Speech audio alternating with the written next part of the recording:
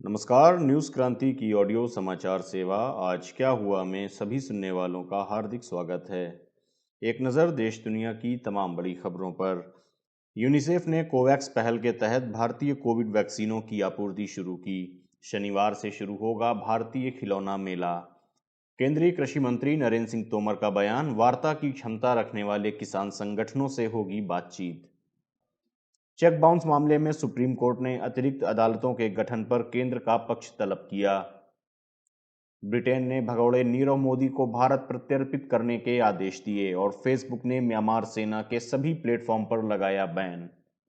अब समाचार विस्तार से। कहते हैं ओल्ड इज गोल्ड कहलाता है, इसलिए तो कानपुर आज भी दुलारी ज्वेलर्स ग्रुप पर अपना भरोसा जताता है।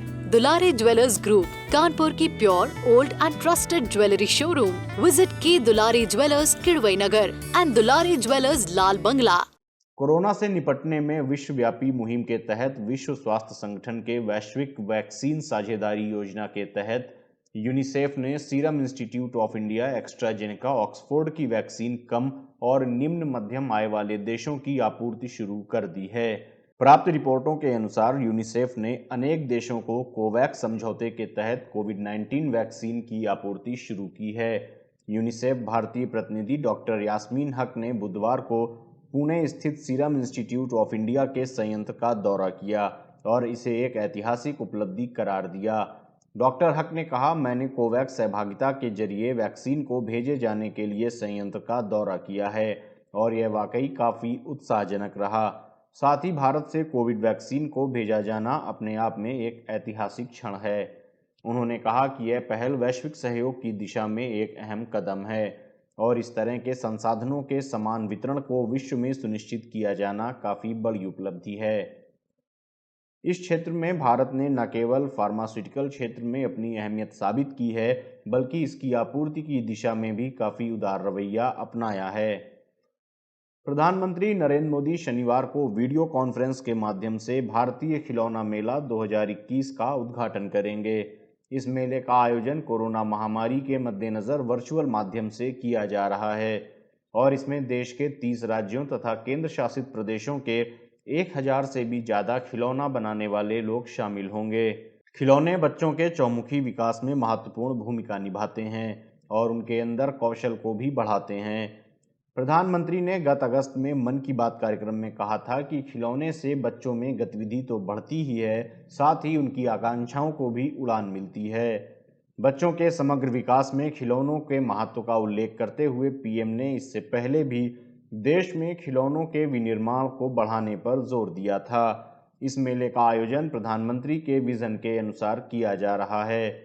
इस मेले के आयोजन का उद्देश्य सभी पक्षधारकों जैसे खरीदार, विक्रेता, छात्रों, अध्यापकों और डिजाइनर आदि को एक वर्चुअल मंच पर लाना है। इस मंच के माध्यम से सरकार और उद्योग दोनों मिलकर इस बात पर चर्चा करेंगे कि कैसे भारत को दुनिया में खिलौना विनिर्माण का गढ़ बनाना है।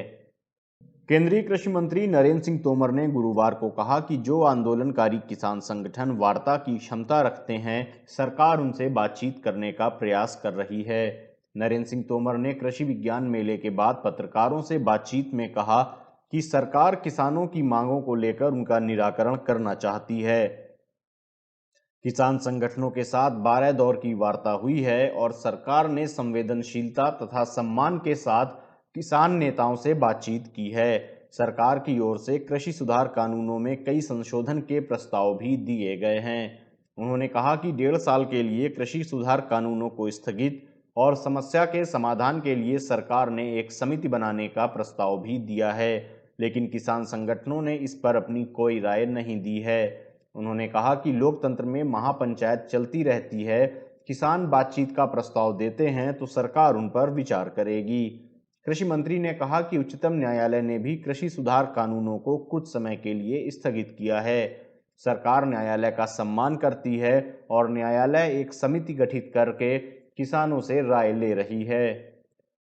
सुप्रीम कोर्ट ने आज चेक बाउंस से संबंधित मामलों की सुनवाई के लिए अतिरिक्त अदालतें गठित किए जाने को लेकर केंद्र सरकार का विचार जाना। मुख्य न्यायाधीश शरद अरविंद बोबडे, न्यायमूर्ति एल नागेश्वर राव और न्यायमूर्ति एस रविंद्र भट्ट की खंडपीठ ने केंद्र की ओर से पेश अतिरिक्त सॉलिसिटर जनरल विक्रमजीत बनर्जी से पूछा कि क्या केंद्र सरकार संविधान के अनुच्छेद 247 के तहत प्रदत्त शक्तियों का इस्तेमाल करते हुए नेगोशिएबल इंस्ट्रूमेंट एक्ट की धारा 138 के तहत चेक बाउंस के मामलों की सुनवाई के लिए अतिरिक्त अदालतों के गठन को इच्छुक है। इस पर अतिरिक्त सॉलिसिटर जनरल ने दलील दी कि वह खंडपीठ के सवाल को जवाब दाखिल करेंगे। गौरतलब है कि अनुच्छेद 247 के तहत संसद को केंद्र सरकार की सूची में शामिल मामलों के लिए कुछ अतिरिक्त अदालतों के गठन का अधिकार है। ब्रिटेन की एक अदालत ने पंजाब नेशनल बैंक घोटाले में आरोपी नीरव मोदी को भारत प्रत्यर्पित करने का गुरुवार को आदेश दिया। वह पीएनबी के 2 अरब अमेरिकी डॉलर के घोटाले का आरोपी है। यह घोटाला फरवरी 2018 में सामने आया था और इसके बाद नीरव मोदी भागकर ब्रिटेन चला गया था, जहां उसने राजनीतिक शरण दिए जाने की अर्जी दी थी। वेस्टमिंस्टर की एक अदालत ने काफी दिनों से जारी कानूनी विवाद के बाद भारत के इस केस को स्वीकार कर लिया कि नीरव मोदी ने गवाहों को धमकाया है और सबूतों के साथ छेड़छाड़ की है। डिस्ट्रिक्ट जज सैमुअल गोजे ने मानसिक हालत संबंधी उसकी अर्जी को ठुकराते हुए अदालत में उसे भारत को प्रत्यर्पित किए जाने का फैसला सुनाया और यह भी कहा कि मुंबई की ऑर्थर रोड जेल में उसे पर्याप्त चिकित्सा और मानसिक स्वास्थ्य देखभाल उपलब्ध कराई जाएगी। फेसबुक ने म्यांमार में तख्तापलट के बाद गुरुवार को सैन्य और सेना नियंत्रित मीडिया पर फेसबुक इस्तेमाल पर प्रतिबंध लगाने की घोषणा की। फेसबुक ने गुरुवार को इसकी घोषणा करते हुए कहा कि आज से हम म्यांमार की बाकी सेना और फेसबुक व इंस्टाग्राम से सैन्य नियंत्रित और मीडिया संस्थानों के साथ साथ सेना से जुड़ी वाणिज्यिक संस्थाओं के विज्ञापनों पर प्रतिबंध लगा रहे हैं। देश में 1 फरवरी को हुई हिंसा सहित तख्तापलट की घटनाओं के मद्देनजर इस प्रतिबंध को लगाना जरूरी हो गया है। गौरतलब है कि म्यांमार में 1 फरवरी को सेना ने देश की सत्ता पर कब्जा कर लिया था और 1 साल के आपातकाल की घोषणा भी कर दी थी। पिछले साल 8 नवंबर को आम चुनाव के दौरान कथित मतदान में की गई गड़बड़ी के खिलाफ यह कार्रवाई की गई, जिसमें national league for democracy party की जीत हुई थी। सेना ने कहा कि वह लोकतांत्रिक प्रणाली के संरक्षण और आपातकाल समाप्त होने के बाद निष्पक्ष चुनाव कराने के लिए प्रतिबद्ध है। सेना ने तख्तापलट के बाद म्यांमार की स्टेट काउंसलर आंग सान सू की, राष्ट्रपति विन मिंट और अन्य शीर्ष अधिकारी जो सत्तारूढ़ एनएलडी पार्टी के सदस्य थे, उन्हें हिरासत में ले लिया था और उन पर चुनावी धोखाधड़ी का आरोप लगाया था। तख्तापलट के विरोध में पूरे म्यांमार में प्रदर्शन हो रहे हैं। देश में विरोध प्रदर्शन के दौरान कई लोग घायल हुए हैं और 4 लोगों की मृत्यु भी हुई है।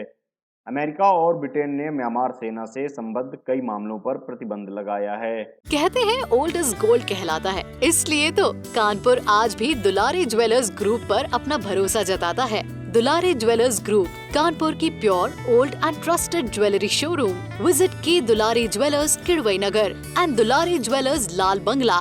आज क्या हुआ में ये थी देश दुनिया की तमाम बड़ी खबरें। अन्य खबरों व विस्तृत समाचार के लिए आप newskranti.com पर क्लिक कर सकते हैं। न्यूज़ क्रांति से आप अलग अलग social media handles Facebook, Twitter, YouTube और इंस्टाग्राम पर भी जुड़ सकते हैं। न्यूज़ क्रांति से जुड़े रहने के लिए धन्यवाद। शुभ रात्रि।